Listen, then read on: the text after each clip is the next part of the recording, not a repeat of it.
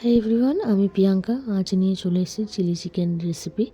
তো দেখা যাক আমি কীভাবে চিলি চিকেন বানাই, তোমাদের সাথে সেটাই শেয়ার করব। তো এখানে চিকেন ম্যারিনেট করে রাখা, এখানে আদা কুচি, রসুন কুচি, লঙ্কা কুচি রাখা, সবজিগুলো কাটা আছে এখানে, যেগুলো চিলি চিকেনে ব্যবহার হবে। তার সাথে আমি চিলি চিকেনের যে সসটা দেবো ওটাও আমি বানিয়ে রেখেছি। এর মধ্যে রয়েছে tomato sauce, soya sauce, chilli sauce, green chilli, red chilli, দুটোই সস দিয়েছি। দিয়ে ম্যারিনেট করে সসটা রেডি করে রাখা আছে। এরপর কড়াইতে দিয়ে দেবো সাদা তেল দেওয়ার পর দিয়ে দেবো একে একে চিকেন পকোড়াগুলো। সেগুলো খুব সুন্দর করে ভাজা হবে, লাল লাল করে চিকেন পকোড়াগুলো ভাজা হওয়ার পর সেটাকে তুলে নিয়ে রাখা হলো।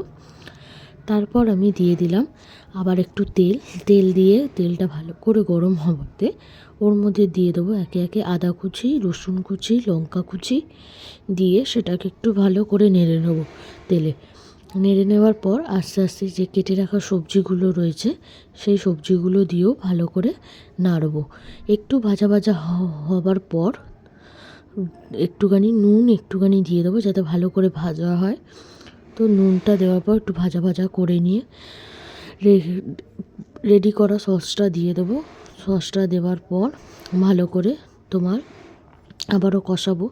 তো কষা হয়ে গেলে একটু কষে এলে একটু কালারটা চেঞ্জ হয়ে যাবে, সবজিগুলো গলে যাবে, তারপরে দিয়ে দেবো একে একে চিকেনগুলো, পকোড়াগুলো, সেগুলোকে দিয়েও কষে নেওয়ার পর আস্তে আস্তে কষে এলে তারপরে একটু যতটা গ্রেভি প্রয়োজন তার অনুযায়ী একটু জল দিয়ে দেবে। তোমরা যদি ড্রাই খেতে চাও তো ড্রাইও বানাতে পারো।